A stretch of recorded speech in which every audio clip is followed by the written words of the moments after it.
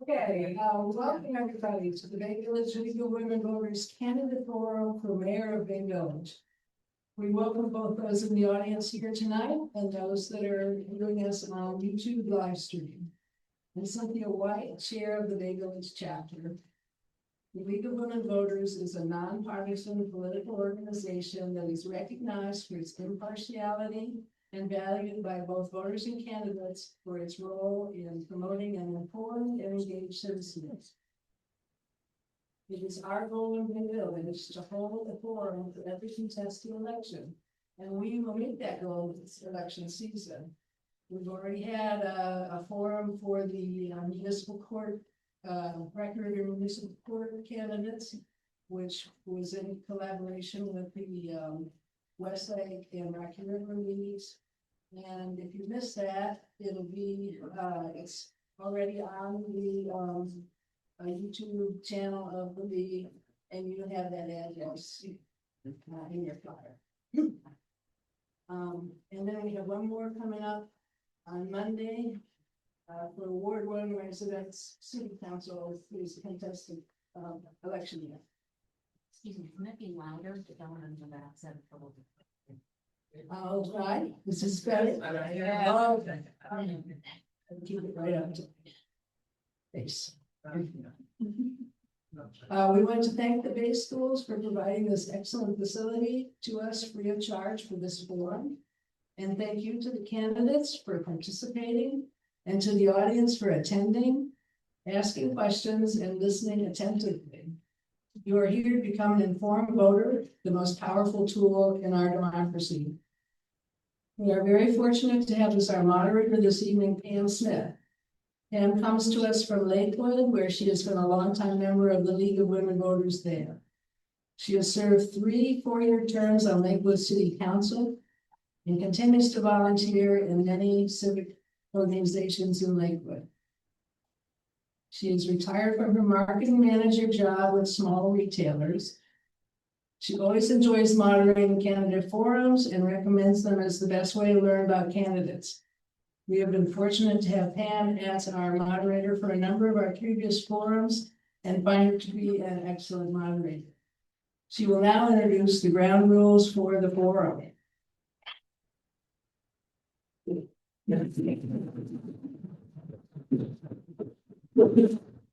Thank you, Cynthia. I do want to make sure everyone can hear us, so if anyone needs me to move closer to the mic, I'm happy to do that.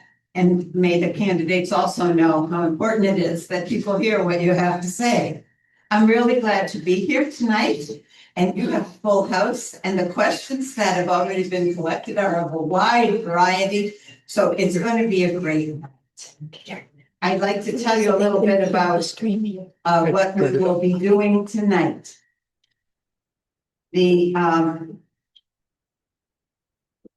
Each of the candidates will be given a brief 2-minute opening statement, and it will be Kathryn Kerber first, followed by Paul Koomar for opening statements, and then we'll reverse that for the closing statements.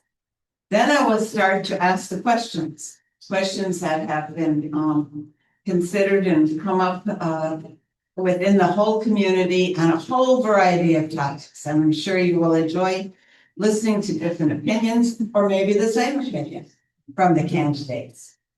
The candidates will have a maximum of 1 minute to answer each question. And so that'll keep answers concise so we can ask a lot of questions. Please, if you still have a question that you would like answered, you will raise your hand and someone will come over and give you or collect questions. And so as candidates are making their 2-minute introductions, you may get some questions in your mind that you would like answered. At the same time, we have screeners that look at questions, so I don't ask the same question multiple times. We want to get to different questions of a large variety, so that questions will be screened with that in mind. I will also, when questions come up, be asking the same question of each candidate.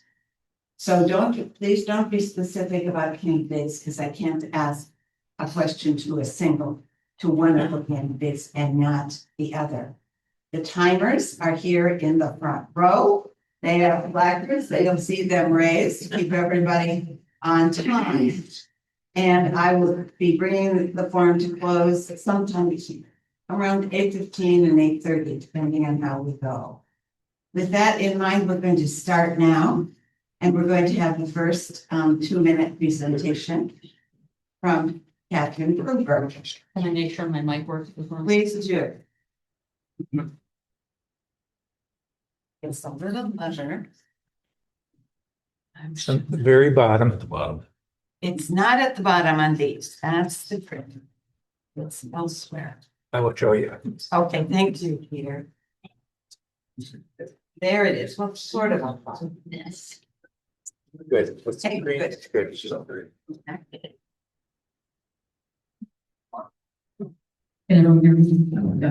I go. Stay close. Okay. Hi, everyone. I'm Kathryn Kerber. First, I'd like to thank the League of Women Voters. How amazing is it that we have this kind of event as part of the democratic process? This is amazing. And I'd like to thank all of you for being here and everyone at home for watching. Hi, Dad. Hi, Jake. I have lived in Bay Village since 2009. I moved here as a single mom with my son, who was in 5th grade at the time. He graduated from Bay High School in 2017. In 2018, I started working for the city of Bay Village. I worked for the current administration for 6 years. In that time, I was mostly a project manager, so I managed a lot of projects, including earning $8 million in grant awards. I managed the lakefront plan that everyone's heard about. I got the new city website up and running. I did the city's first Safe Routes to School travel plan, and I answered a lot of your questions about utility aggregation programs. I got an offer from the city of Rocky River to be their director of planning and community development, which I've now been doing for almost 2 years. And working for Rocky River taught me a lot about Bay Village by comparison. I'm also a lawyer. I graduated from Case Western in 2002, cum laude. I have been certified or have certificates in project management, economic development, and urban planning. Why I'm running for mayor. As a former employee, as a resident, as a taxpayer, I was concerned about some things going on in the city. We've got a lot of crazy new construction going on in our neighborhoods. I'm concerned about the tree canopy. I'm concerned about how our taxes are being spent and sort of a general lack of visibility with the administration. So I decided to run for mayor. And since then, I have knocked on more than 2,311 doors across the city to get to know you. And I'm almost out of time, so I'm going to panic now. And thank you very much. Thank you, Mr. Koomar. Thank you. Good evening, friends and You neighbors. got to move that closer to you. What's that? Is that better? No. Closer? Yeah. Great.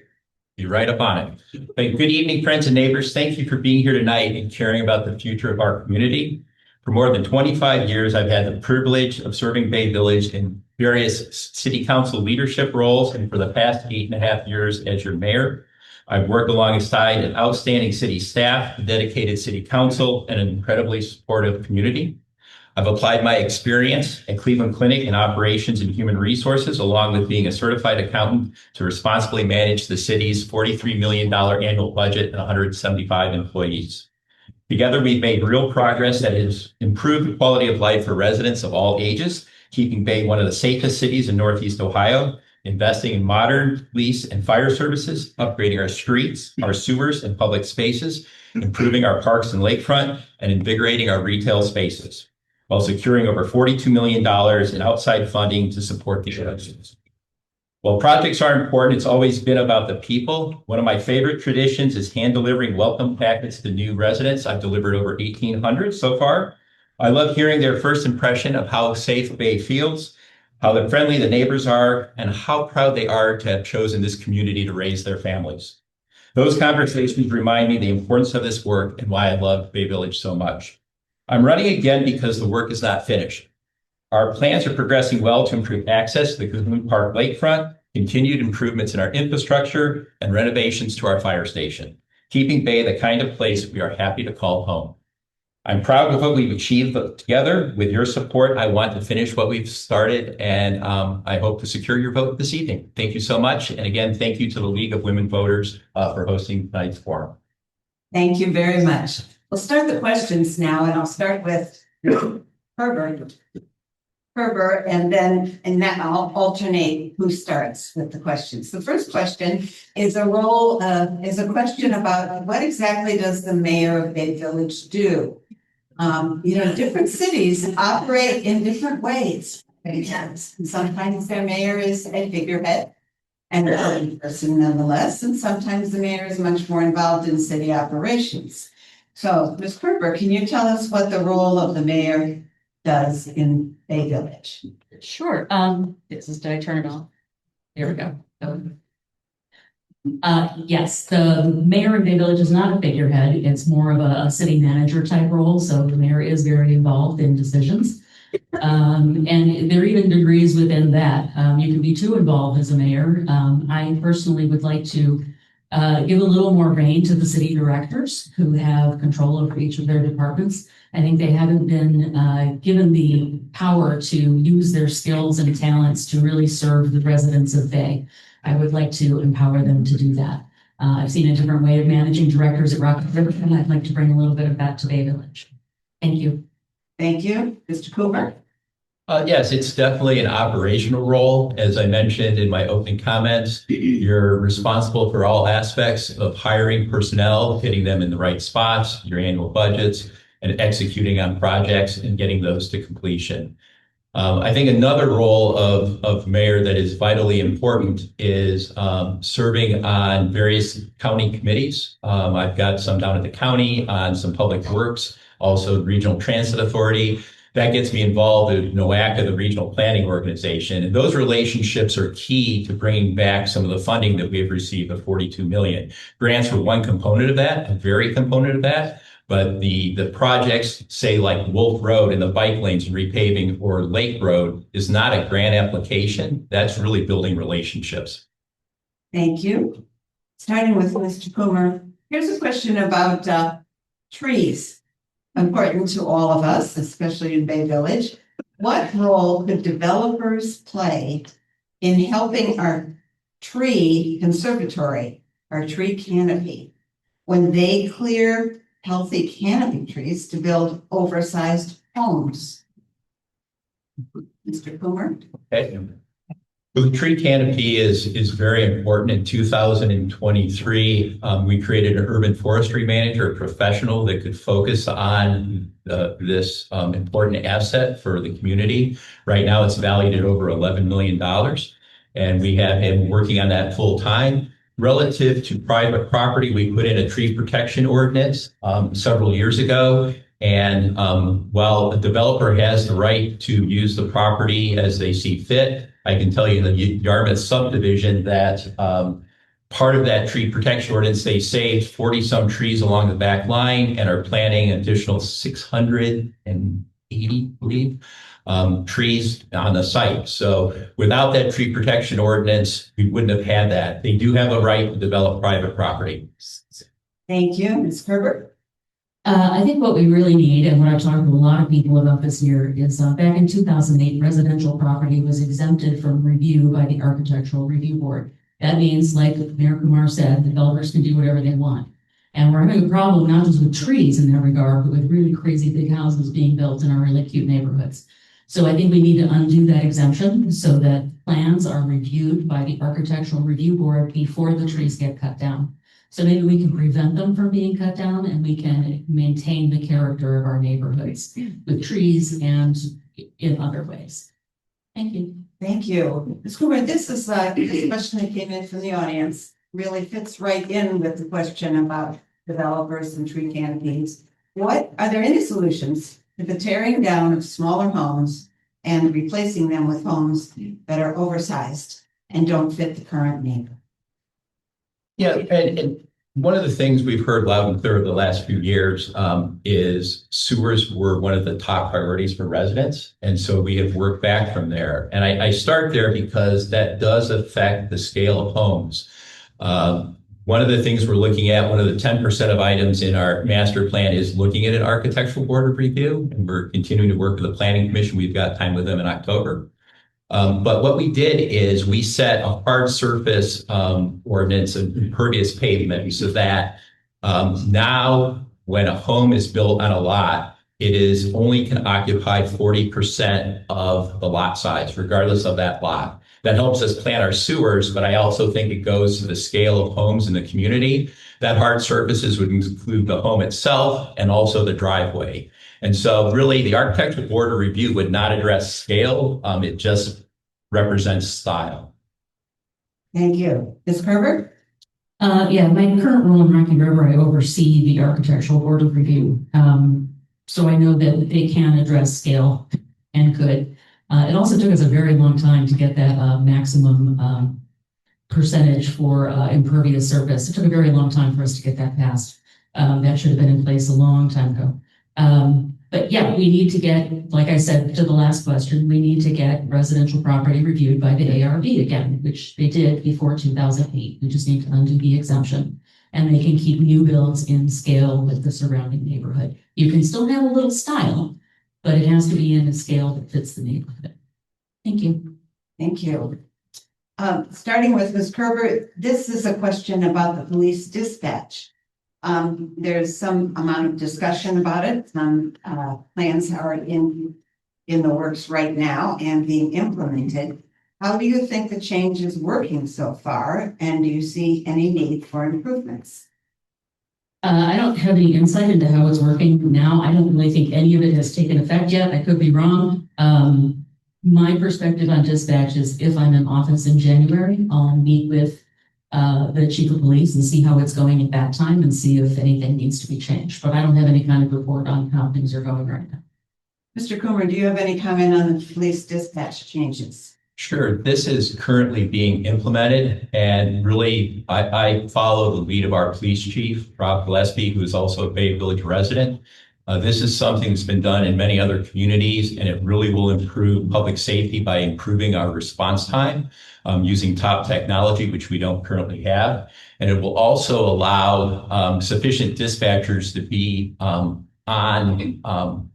during shift, so that police officers aren't backfilling those shifts. We need them out on the street for public safety, for education, such as e-bikes and educating young men and women how to ride those bikes, and will improve overall response to your calls. Thank you very much. Starting with Mr. Koomar. Mr. Koomar, how do you balance fiscal responsibility and maintaining Bay Village's small town charm? One of the things we did is have followed a county-wide master plan, and what we want to do is maintain the character of the city and not change it, but enhance it. As we talk internally with our staff, taking Mayberry and make it maybe 2.0. We don't want to change the character of it, but we want to invest in appropriate areas of it to really enhance what the residents always like about that. So the walkability, parks, access to the lakefront, some of the trails, vitally important for us to keep that walkability and bikeability within the town. Thank you. Ms. Kerber, do you have specific financial management experience to address keeping small town charm, yet keeping the city up to date? I hate to keep saying the same thing, but it comes down to having a review board, keep the houses in character with the existing character of the neighborhoods. If you want to maintain small town character, maintain the small town looking neighborhoods. If you drive down Vineland, there's a whole bunch of new farmhouses on Vineland and a bunch of other streets. So I see that there's an argument to be made for increased taxes from a larger house on a small lot, but I think that's very short-sighted because over time, it's really going to ruin the character of our neighborhoods. And we really need to preserve that because that's what makes Bay Village so special. And that's why we live here. Thank you. Starting with Ms. Kerber, I understand that Bay Village has a master plan that residents and city alike worked on, but it's coming to the end of its viability. And perhaps there's a new master plan going to be in the works. What would you say would be important for a master plan going forward? If you were going to ask me what I'm most looking forward to doing as a mayor, it would be working on the next master plan. The master plan is a deep dive into what you want It's many meetings, it's a lot of feedback, it's a deep dive into what you as a community want for your city. And we write it all down and we make a year-over-year plan, and then we get to start implementing it.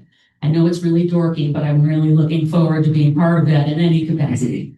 And I had a lot to do with implementing the previous master plan and some other smaller plans in the city. So, yeah, I think that's going to be a great opportunity. And so, yeah, keep an eye out for information on how you can contribute to the city master plan. Mr. Koomar, what comments would you have about the master plan now and in the future? We discussed with the county this summer, given our progress, or our very good progress on the plan, of where we should go next. And that is our mid-October meeting to look at our progress, what's left. And we have two options. We've been told the county is going to guide us on that. It might be refreshing or enhancing what's remaining in our master plan now, or it might be setting a time frame as we complete this for a new master plan. And I think, as Kathryn mentioned, the key part of this that made this plan so successful is that in the beginning of this, we had substantial public input. We had like a 49% return rate on surveys, multiple public meetings, great groups of individuals that sat on boards to follow us through. And then in our, when projects came forward, we had the planning commission process with additional public comment. So all the way along, the public was very engaged, and I think it was a great plan. Thank you. We're going to shift gears a little bit and ask about AI. We're hearing a lot about it, good, bad, and indifferent, but how can AI help the city of Bay Village? Starting with Mr. Koomar. Well, like anything technology, you've got to take a look at it and enhance it. I know I'm aware of certain cities out there starting to use it to answer switchboards and things like that. I think Bay Village likes the personal touch, and so that's not something I would do right now. But I think as you look at AI in all aspects of in our financial system of how we can help reconcile accounts and provide greater customer service, I think it'll be an opportunity down the road. Thank you, Ms. Kerber. First of all, I was remiss in not defining AI. It stands for artificial intelligence. What was I going to say? Oh, excuse me. I agree with Mayor Koomar that I don't think Bay Village is ready for AI answering the phones at City Hall. I think we still do like the personal touch, so I wouldn't look at that.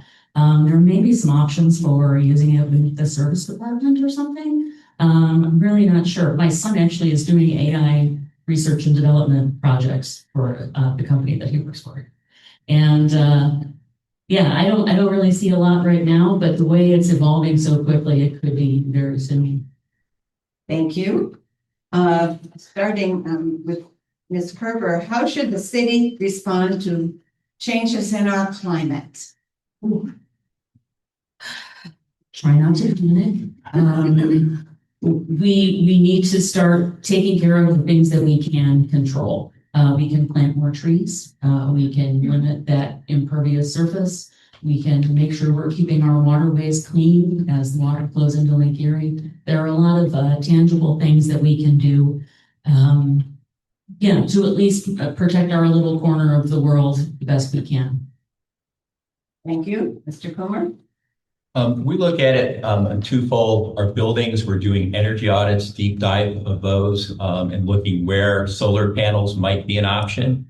And when we do road projects, some of the treatments that go down, we're one of very few cities that use an environmental treatment that breaks down the your tail pipe carbon monoxide out and breaks it into water droplets on some of our main roads. So think of Bradley, Wolf, Lake, they'll all have that treatment.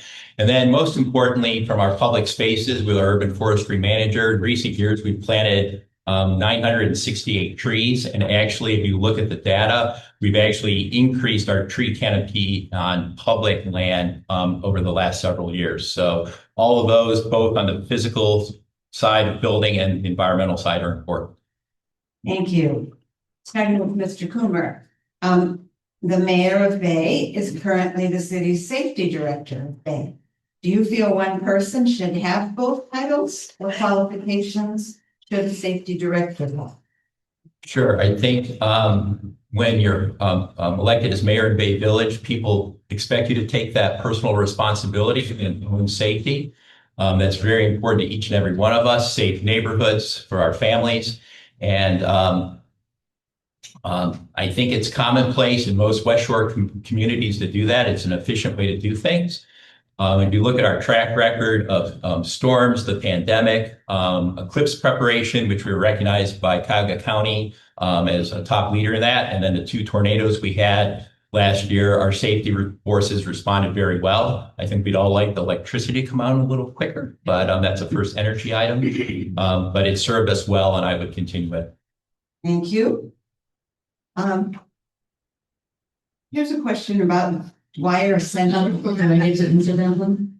Oh, I'm sorry, of course you do. Hey, thank you. The mayor is the safety director. What are your comments about holding 2 roles? I don't think the mayor should be the safety director, even if the mayor has specific safety training. When we have an emergency like a tornado, we need 2 people to do the 2 jobs. Most of the time, nobody notices when there's no emergencies going on. But when there's an emergency, we definitely need 2 people to be prepared to respond to it. Also, I think it's important because the safety director oversees police, fire, and the service department. So it's important for those departments to have another layer of recourse if they had an issue.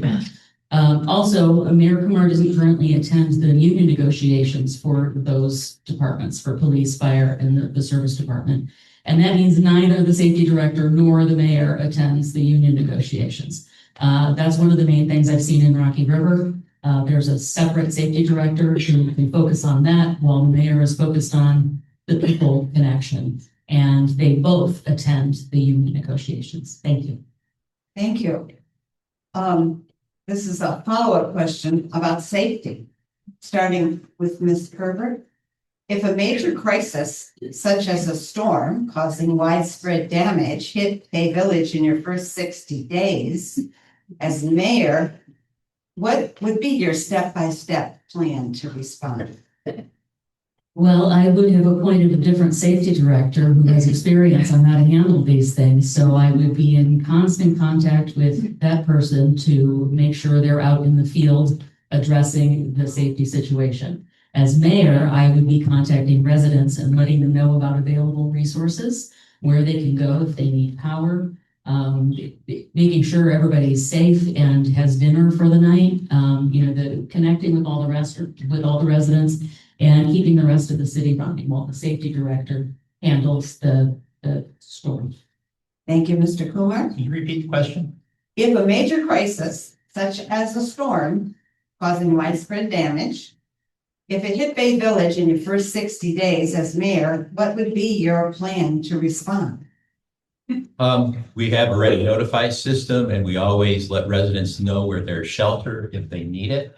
I've been elected by my peers in Cuyahoga County to the County Emergency Services Advisory Board. I also have a strong relationship with the state safety director. He was in town with his team this summer. So I would pull on those relationships that I have developed and pull in the resources that we need. Our fire and police chiefs are well equipped to handle the calls on the ground. We're looking at higher level of resources for us to pull in those relationships to get any additional help we might need is where I would spend my time. And again, we communicate quickly. We have several layers of communication on Ready Notify. So we've got plenty of people to handle those duties. Thank you. This is a question about Dwyer Center. Starting with Mr. Koomar, what improvements can you realistically make to Dwyer Center, physical facility and programming? So we've been doing a facility assessment of the Dwyer Center. When the library was built, the recreation department was displaced, and they're currently over in the community house. We want to bring them back into the Cahoon Park cabin on the west side of, or the east side of the park. And we're looking to figure out how we can maybe mold together more of a community center that would house recreation, but also separate space for our community services programming. Our recreation director and our community services director have led the charge. They have looked at several facilities out there to see what would be a similar fit for Bay Village. And then with our architects, we're going to determine whether an addition onto that building is sufficient. It used to be the old service garage. So we want to make sure we make an investment that we're doing that properly. If it needed to be rebuilt, then that would be an option to consider. But again, our community services director and rec director have been leading this effort, and I'm very pleased with the work they've done. Ms. Kerber? I agree that we need a community center, that Dwyer is pretty outdated and rec has no place to go. And our teenagers have no place to go in the afternoon. So we need a facility that can house activities for both seniors and young people and everybody in between. We're very outpaced by Rocky River and Westlake senior centers, and we can use those facilities, but it would be great to have our own. Rocky Rivers is funded by a tax levy that is specifically for the senior center. And I know you guys are up to your ears in taxes, but if it's for something specific like the senior center that would be available to everyone, I think we should at least ask you if you would like to do that. And then we could have our own source of funding just for the senior center. And that's frankly how Rocky River got to just put the big addition on their senior center. So yes, I agree, we need a community center, and we should look at additional ways of funding it. Thank you. Thank you. There's a lot of ways people can communicate these days, from snail mail, email, Facebook, Twitter, Instagram. Ms. Kerber, how can the city improve communication with residents? Every way. One of the things that I would like to do, I've talked with several residents, how can I reach you? And they don't know. But what I'd like to do is send a snail mail postcard to every residence and say, if you want city communications, what is the best way to reach you? So you can pick if you want to be on our email list, on our text list, on our snail mail list, and then that's how we'll reach you. So, and if you don't respond, that's on YouTube. But I think that's one of the ways, and we need to pursue all of those avenues. A lot of people are on Facebook, and I don't think we should rely on individual council people to provide information on Facebook. I think more information needs to come directly from the city. And yeah, any way we can find to communicate with people is a good way to communicate with people. Thank you, Mr. Koomar. How can the city improve communication? Yeah, I think it's constantly evolving. My youngest daughter is senior at OU, and she and her older friends, 25 and younger, say Facebook is for old people. They wouldn't be caught dead on it. It continues to evolve. Also, it's hard this day and age, even though we have minutes, audio, everything online of all our meetings. You're all very busy. So how do we more concisely communicate? Two of the things we're looking at actively now are the use of videos. And also in 2026, we're going to have money in the budget to start podcasts, because on many items we realize we need a dialogue on some of the issues that are out in Bay that we've spent a lot of time on. It'd be a great way to be able to pull together and summarize for you. And if you want to go back and look at the detailed minutes, you can do so. But we think that's a good way to do it. And we've also discussed, as Kathryn said, of reaching out. We have a lot of surveys we do just for community services or rec, but being a little bit more encompassing is part of that strategy. Thank you. Starting with Mr. Koomar, this is a very specific question about safety. What is your take on balancing safety and fun for e-bikes on sidewalks? We have to have safety for both the riders and for pedestrians. I'm a frequent walker at night in the middle of town and have come in contact with them many times. June and July, we started working with our law department and police department to update our ordinances. Prior to that, we've been in discussion with city council and trying to work through just on an education front. Our SRO has been in the schools. But we need to do more. So city council is currently reviewing our ordinances to update those. And really, they're trying to be pragmatic, that we've got to have concerns about speed, notification when you're coming on a resident that's walking or somewhere. Also, there's congestion and just overall control of the bikes. And so that'll be coming forward to hopefully council of a whole for passage. And I know our police department is ready and supportive to continue to educate and enforce where necessary, but we really want to get out there and educate that with our riders. Thank you. Ms. Kerber, what's your take on balancing safety and fun for e-bikes? I think we need to work with the schools and get some education in the schools for the kids so that they understand the risks more. And we need to get the parents involved. I don't know, send a letter home, make sure the parents have read it, saying, we understand that e-bikes are dangerous and these are the rules that they'll have to follow. We need to work on education on a bunch of levels. Thank you. Both of you have had careers before you came today, and a question has come in asking if you'll think back a bunch of years and tell us what's the most important career accomplishments before you started your work here in Bay. Starting with Ms. Kerber. I mentioned earlier that I was a single mom. I started law school when my son was 4 months old as a single mom. And I went to Case. It was not easy. And I graduated cum laude in 3 years on time. And I passed the bar on my first try. So I am incredibly proud of that. Thank you, Mr. Koomar. I think in both my roles in public accounting with a 40-person firm and also with at Cleveland Clinic with a 40,000 employee base, interacting and connecting with people and the ability to get things executed and completed, listening to one another, finding common ground is a skill that has served me well. I think whether it's with residents or our team, hearing both sides of a discussion allows you to make an informed decision. Thank you very much. This is a specific question, but I know you both will have thoughts about this. Someone is asking, starting with Mr. Koomar, what's happening with the remodel of the fire station? Is there a communication left? Mr. Koomar? Sure. We, as we put in numerous newsletters and in some of our email blasts, that we're looking at a renovation and a partial rebuild of our fire station.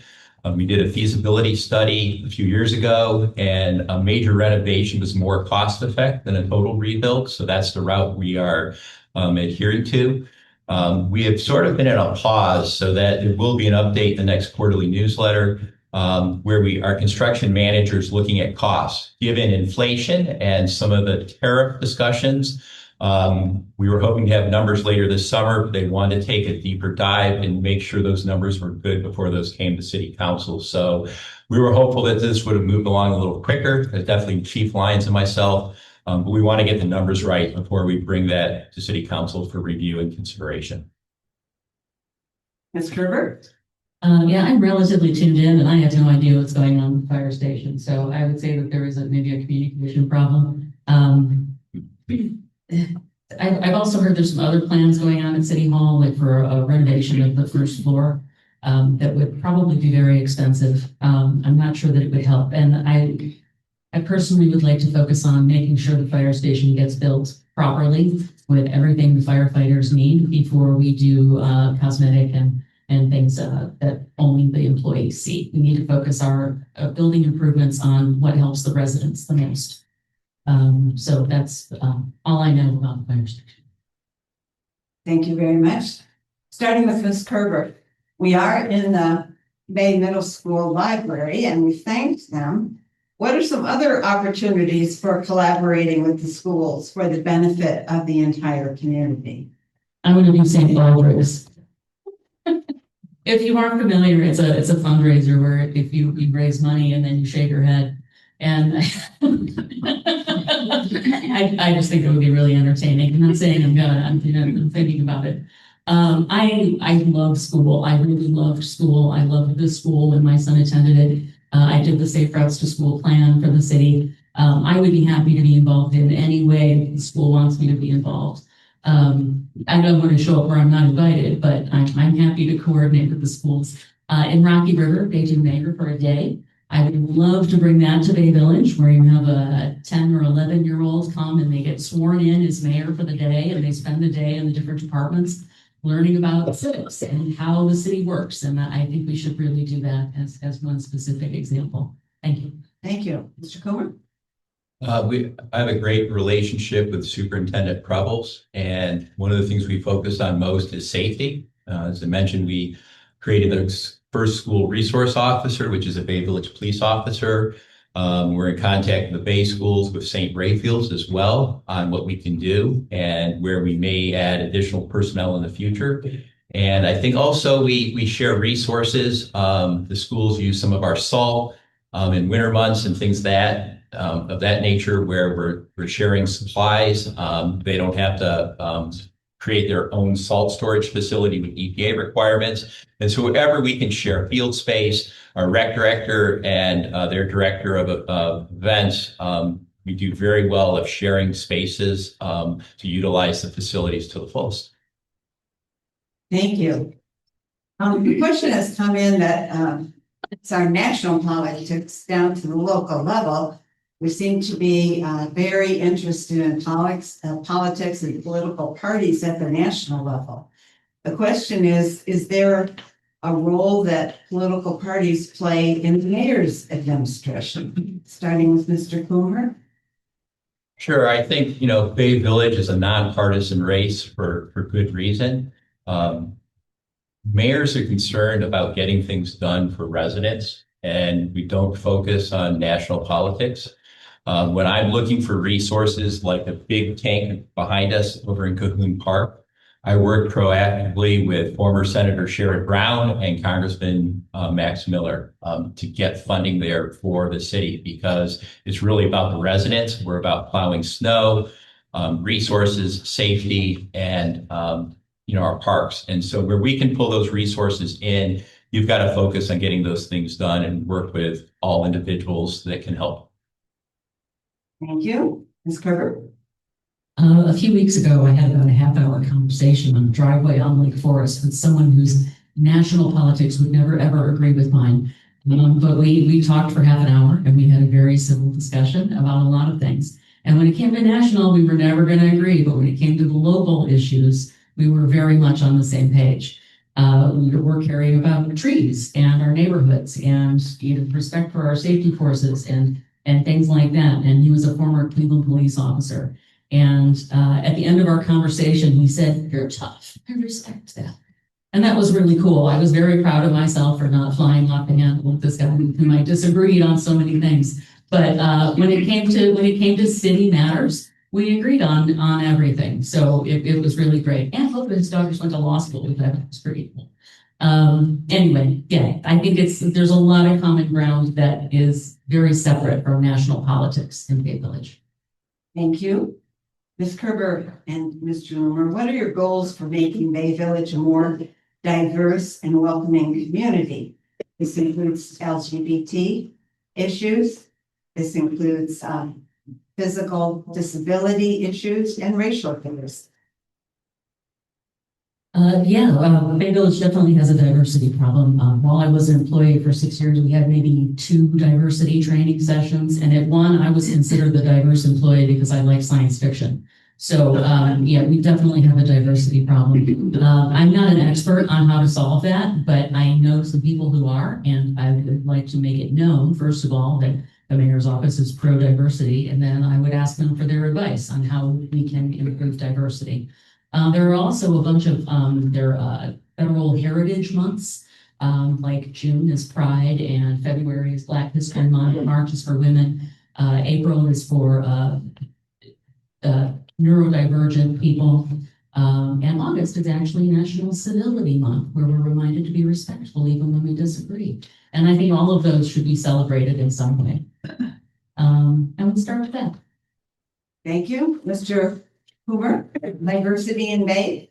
Sure. When I'm out welcoming residents, I welcome each and every one of them to Bay Village. And I think you also have to look at welcoming all types of people. We've been very involved in our schools with the special needs and at our church and making sure that we have an inclusive environment. As we look at our parks, we're looking to make sure trails are all accessible.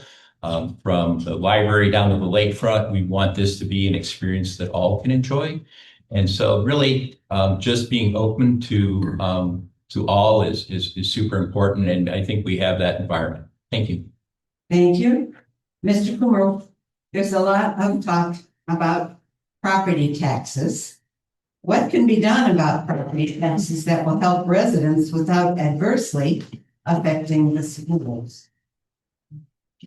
There's a lot going on in Columbus right now. The mayors have a law firm that we use to help us advocate at the state level. I am on a property tax committee with several other mayors, and we are watching what Columbus does. We got an update this morning on that. And I think, what we have tried to say is that everyone needs relief. We really need to really find potentially a solution to the school funding problem that the Ohio Supreme Court has ruled unconstitutional numerous times. And I think we also have to, take care of our seniors or those that are on fixed income. When I talk to them, it's super hard for them that want to stay in Bay, and yet their property taxes are going up at a rate where they don't know they can stay in the community. So I think for Columbus, it might be multifold, but those that are in most need, we're going to advocate through our committee and through our Mayors Association and testimony to advocate for that. Thank you. Ms. Kerber, what are your comments about property taxes and schools? Sure. This came up a lot as I was canvassing this summer. Yes, to everything Mayor Koomar said about advocating at the state level, but also I think I can get us better value for our tax dollars now. As I mentioned earlier, the city directors have been sort of stifled under the current administration. They're not giving their all. They're just trying to keep their heads down and get through the day. I would like to empower them to do everything they can to provide outstanding customer service for the residents. I've seen the difference between Bay and Rocky River, and it's like night and day. Also, the mayor has mentioned he's involved in several committees. I don't know if people know this. He is the president of the Greater Cleveland RTA Board of Trustees. That's a big job, big organization. He's also on DOPWIC, which is a regional organization. He's on 3 committees for NOACA. He's on one called CSAD that he mentioned with the county, and also on this property tax committee. I don't know how much time each of those takes, but even if each one is only 1 day a month, that's more than a week a month that is spent on regional issues instead of Bay Village issues. You can advocate for Bay Village without being on the commissions. Thank you. Thank you. Starting with Ms. Koomar, someone has submitted a question. Could each candidate share their views on the mayor's role and responsibility in reviewing the qualifications and effectiveness of city department heads? If necessary, are you prepared to make changes where needed? Starting with Ms. Kerber. Yeah, I've hired people in previous positions. I'm well informed about what's required for each role, and I would feel comfortable if I felt the change needed to be made. If I am successful in this campaign, not all the directors might be confident and happy working for me, and that's fine too. We'll have to find what works and who fits for which roles. And, hopefully everybody it works out best for everyone. Thank you, Mr. Koomar. Relative to that, a lot of experience at Cleveland Clinic in creating job descriptions for our entire division. When I came to Bay Village, there was no job descriptions, no salary ranges.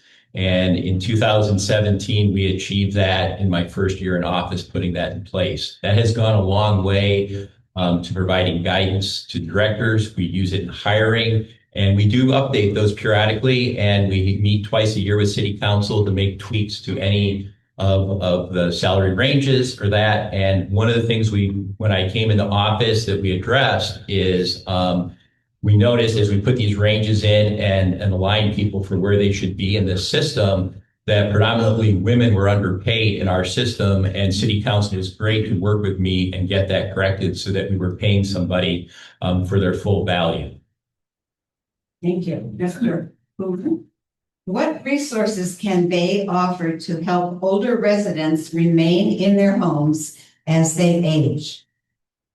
We have some aging in place through community services, and our current director is working to enhance that.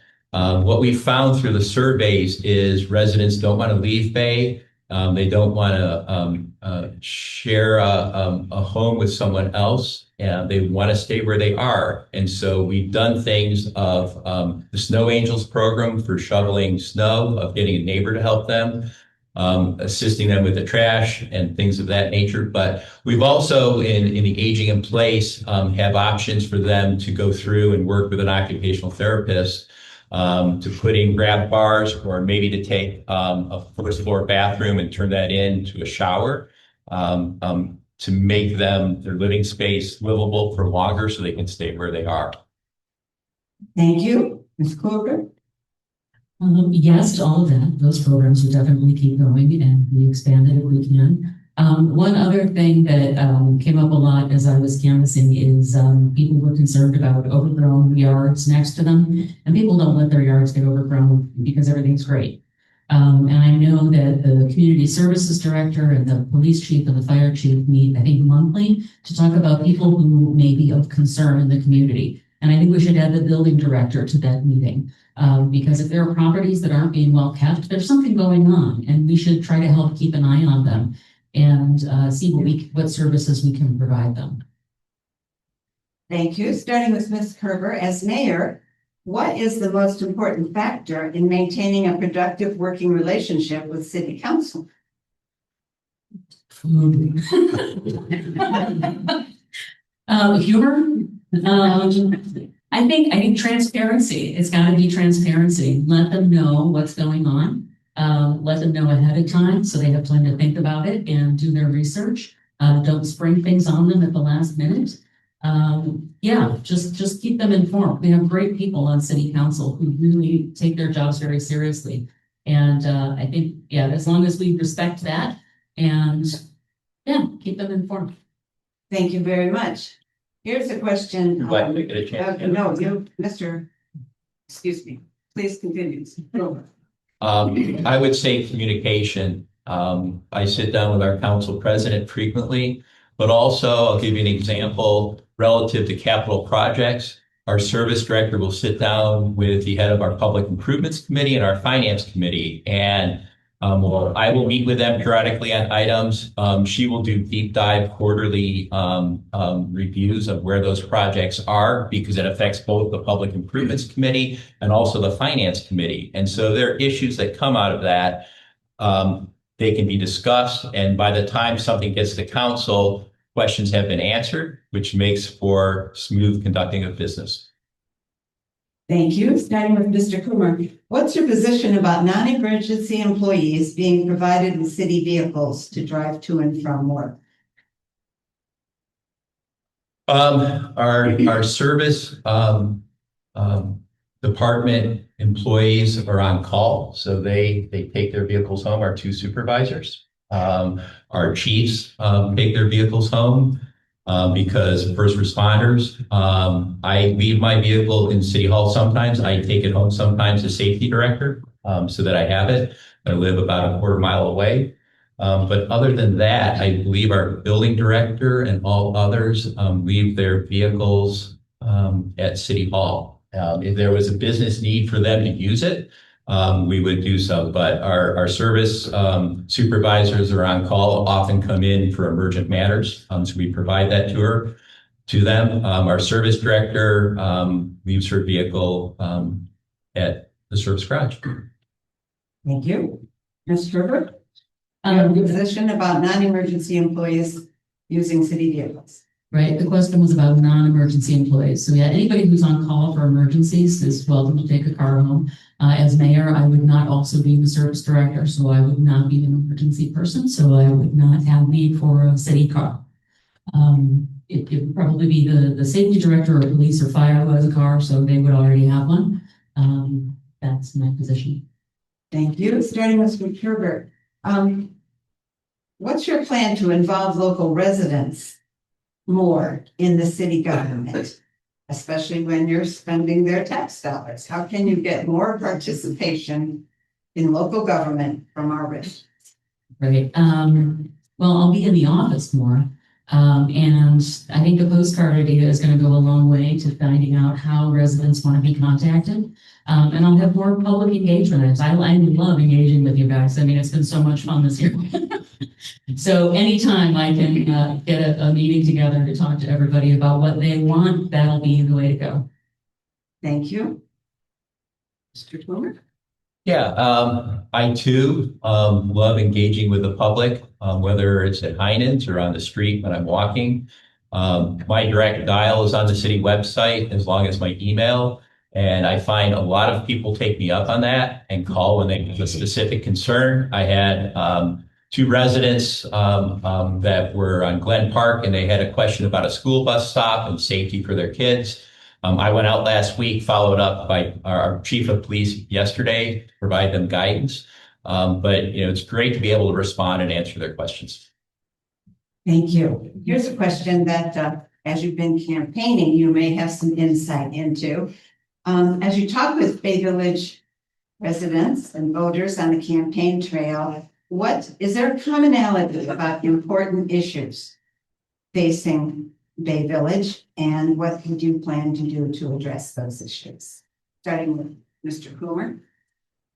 Yeah, I think, affordability, property taxes, as we have discussed, is front and center. And again, working down at the state level is key because those laws and regulations then go to Cuyahoga County and then they make the reappraisals. So we've really got to go to the heart of the source and where the laws are made to make a change there, as I've said. I also think people are very excited about the trails that have gone in and improved access and connectivity with the lakefront, the quality of life, because we have so many people that are walking and hiking in the city. Thank you very much. Ms. Kerber. Taxes, of course. Also, the idea that residential property should go to the ARB has gotten a very positive response. It's usually like, oh my gosh, yes. That is the usual response when I bring that up. And the most commonly used word to describe those homes is monstrosity. Not my word, your word. So I really think that we need to look at getting residential property reviewed. And of course, the tree canopy. Everyone's concerned about the trees. This is Bay Village. We should not be short of trees. Thank you, Ms. Kerber and Mr. Koomar. What can be done to keep RTA routes in Bay? Are we in trouble with keeping those routes? Who's first? I think I'm first. Well, I don't know. I'm not on RTA. I'm not involved with RTA. I do find it interesting, though, that there was a time when we were talking about the RTA stop in Koomar, and Mayor Koomar was wondering if we could get rental bikes at that stop so that people could come to Bay Village for the day. And I had to let him know that it's a commuter spit line, not people can't come to Bay for the day on the bus. And that's really all I know about the RTA stop. Thank you. Mr. Koomar, do you have some comments about RTA? Sure. I think the RTA has 3 mayors on their board. We always try and have one from the West Shore communities to advocate for continued service. Mayor Clough and Westlake served before me. But as we meet with our West Shore COG meetings, things in Fairview Park, Rocky River, bus shelters, frequency of service disruption are all key things that I support for all the West Shore communities, not only Bay Village, but maintaining bus service through Bay Village is critical. We have a lot of people that ride it for their daily work. And I also know a few individuals that are legally blind and it's their only source of transportation to get to work. So again, making sure we're taking care of all residents is key. Thank you. Starting with Mr. Koomar, you would need to, if elected, you would need to immediately work with the regional, state, and federal agencies. What relationships do you already have at these levels, and how can you build influence quickly? Yeah, again, I've taken this job seriously. My work hour day is not 8 hours, it's much longer. That allows me to sit on these other boards and commissions to build those relationships. And those are not done overnight. Those aren't done in your first 30 or 60 days. They continue to grow each and every day. And as we look at things like the lakefront, I was advocating with different officials this week. I'm going to be down at NOACA tomorrow for some meetings. That'll be another chance to advocate with their team down there for funding. And it just takes time to build those relationships like anything else in life. Thank you, Ms. Kerber. Yeah, I've been building those relationships for 8 years now. I'm very familiar with a lot of the people who work for the county, county executive, county planning. I'm familiar with people who work for the Ohio Department of Natural Resources, who provide a lot of the grant funding that we use. I just had a call today with Bride Rose Sweeney and Chris Glassburn about the energy grid. I'm well acquainted with all of the figures involved in the regional organizations. Thank you. This question works along with the energy grid. What can you do to work with utilities, starting with Ms. Kerber, to decrease the time it takes to restore power during outages? Yeah, well, like I said, I just had a call today about this very thing. That question didn't get up. How can we get the power back on more quickly? I think the answer is make sure you report it. Make sure you report it to First Energy. And if I'm mayor, please also report it to City Hall, because I would want to advocate for the city a lot more than has been done. The squeaky wheel gets the energy grid fixed. So I think we can have a lot more advocacy on the part of the mayor of Bay Village in terms of getting things repaired, and not just band-aided, but actually repaired. There's a lot of outdated equipment on the grid right now that can be replaced and updated. And that's what I would like to be able to do. Thank you. Mr. Koomar?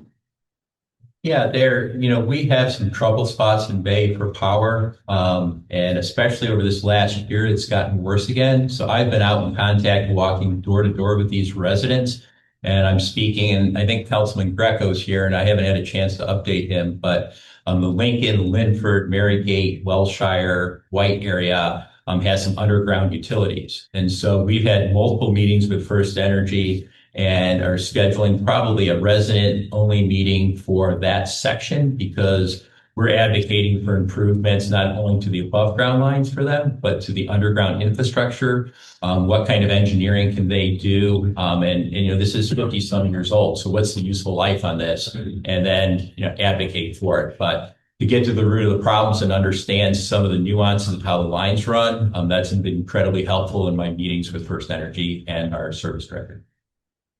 Thank you very much. This is our last question. It's a little bit of an unusual question, but it's been a great candidates night. I think we can do this. The person who wrote this said, I understand that the two of you work together, and that what could you say about the qualities of the other candidate that you admire?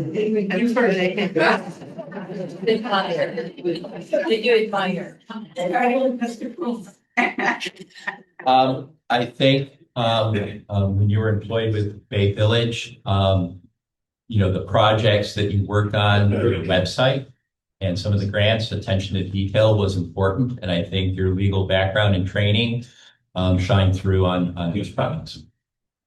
Thank you. Ms. Kerber? You did a great job hiring me. You do put in very long hours. You put in very long hours, and you care about the city. Thank you very much. It's now time for our closing statements, 2 minutes each, starting with Mr. Koomar. Thank you. Tonight you've heard about my record, my vision, and our accomplishments over the past 8.5 years for Bay Village, but let me end with this. I really love this community. I've raised my family here. I've worked side by side with a great city staff, council, boards, and commission members, and I've dedicated more than 2 decades of my life to making sure Bay is safe, vibrant, and well managed. One of the best parts of this job are the little moments, like when a longtime resident tells me the roads are better, or a new family thanks me for making Bay such a welcoming place. Those conversations are a reminder of the impact of good leadership and a great team can have on everyday life. We've seen real results: stronger safety services, upgraded roads and sewers, new parks and trails, investments in our gardens and tree canopy, a new library, condos, and exciting economic redevelopment.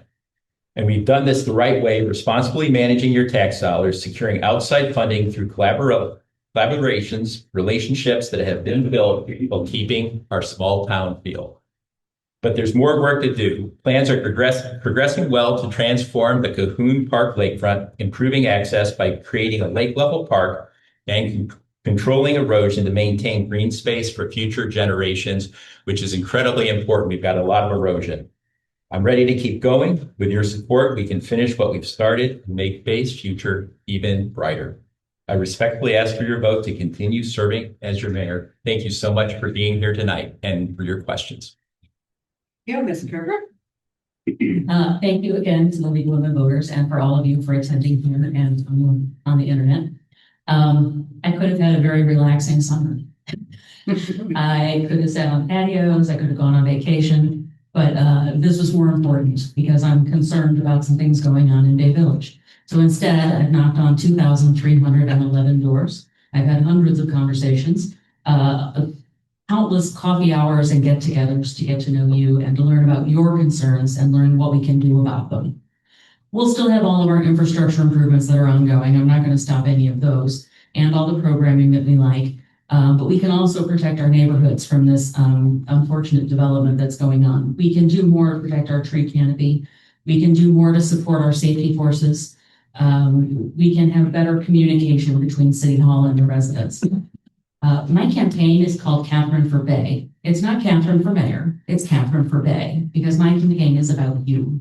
And I hope you will vote for me so that I can work and serve you. And thank you very much. Thank you. As we close, I would like to thank both candidates for their thoughtful responses to the many, many questions that you have put forward as the audience. Thank you very much.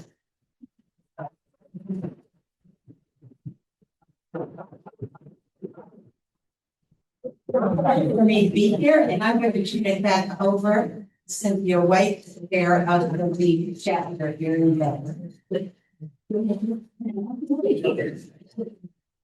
Thank you, everyone. This was a fantastic forum. Everybody did a great job. Just a few closing comments. We have a donation box in the back of the room. If you find this forum of benefit, consider a donation so that we can keep doing them. Either the donation box will be for cash or checks, and then we have a QR code for credit card. And also, if you would like, we've got some membership forms. You can consider becoming a member of our league. So thank you very much for coming. It was a great evening.